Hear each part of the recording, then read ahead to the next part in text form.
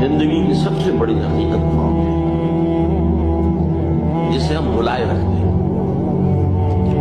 अगर किसी अजीज की नमाज जनाजा पढ़ते हैं तब भी ये ख्याल नहीं आता कि इस वक्त हम भी हो सकता था कि यहां पर बजाय इनके मेरा लाशा होता है। कुछ थोड़ी सी तो होती है कब्र में जब उतारते हैं किसी अजीज को, तो कुछ न कुछ एहसासात के अंदर कुछ हरकत होती है, लेकिन बस वापस आने के बाद फिर आदमी भूल जाता है।